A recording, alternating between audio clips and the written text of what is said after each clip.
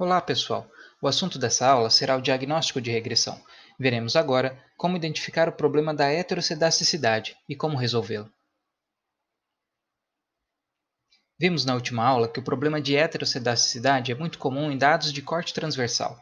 Para essa aula, utilizaremos uma base de dados de 1992 referente à taxa de aborto nos Estados americanos.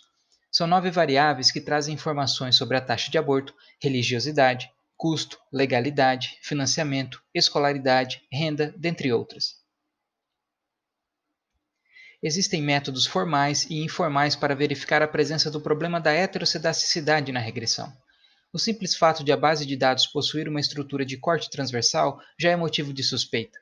Outros métodos informais incluem a análise do histograma de resíduos quadráticos e a análise do gráfico de resíduos quadráticos contra o y previsto. Já entre os formais estão os testes de heteroscedasticidade. Existem vários, mas os mais utilizados são os testes de Breusch-Pagan, ou teste BP, e o teste de White.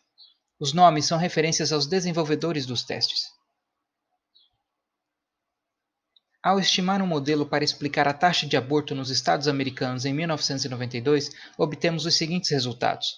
Eles sugerem que o modelo é significativo pelo teste F, mas muitas variáveis são não significativas. Na verdade, apenas a renda e protesto são significativas a 5%.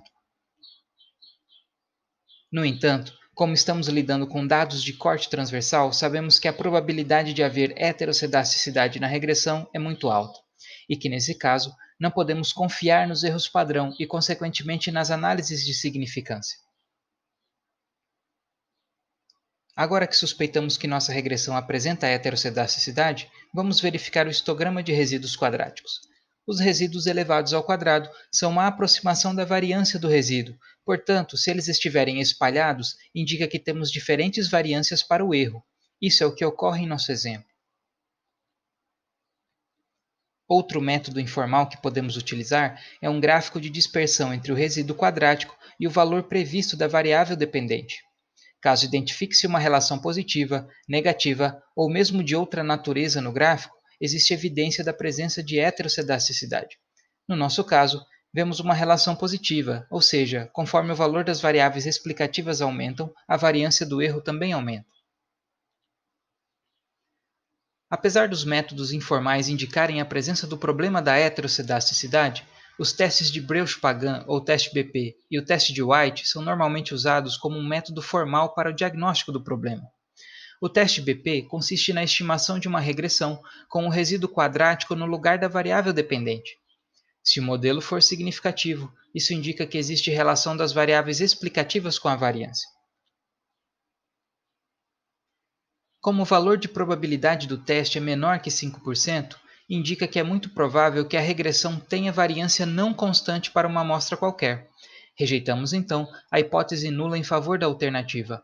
O modelo sofre do problema da heteroscedasticidade, ou seja, os erros padrão, testes T e F, são inválidos. Não podemos fazer a validação do modelo com eles. O teste de heteroscedasticidade de White é um teste mais geral. A regressão de teste aceita vários formatos, como a inclusão de polinômios ou interações entre as variáveis explicativas. Uma forma abreviada de se fazer o teste é regredir o resíduo quadrático em função dos valores previstos da variável dependente e sua forma quadrática. Se o modelo for significativo, isso indica que existe relação das variáveis explicativas com a variância. Como o valor de probabilidade do teste é menor que 5%, indica que é muito provável que a regressão tenha variância não constante para uma amostra qualquer. Rejeitamos, então, a hipótese nula em favor da alternativa. O modelo sofre do problema da heteroscedasticidade, ou seja, os erros padrão, testes T e F, são inválidos. Não podemos fazer a validação do modelo com eles. Quando detectada a presença do problema de heteroscedasticidade, o que podemos fazer? Temos algumas alternativas, como usar o método dos mínimos quadrados ponderados, MQP, que consiste em dividir as variáveis pelo desvio padrão do termo de erro. Mas como raramente conhecemos o desvio padrão populacional, normalmente recorremos a outra alternativa.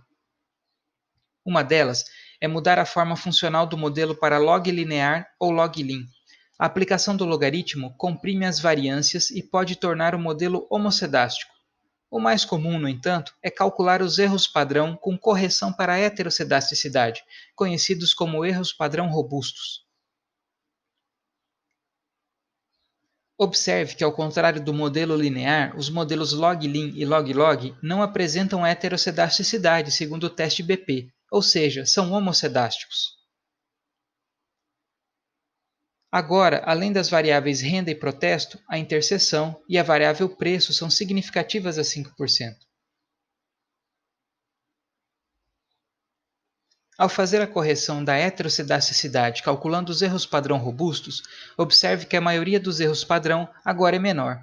Mas isso não é uma regra. Esses, portanto, são os métodos mais comuns de detecção e correção da heteroscedasticidade.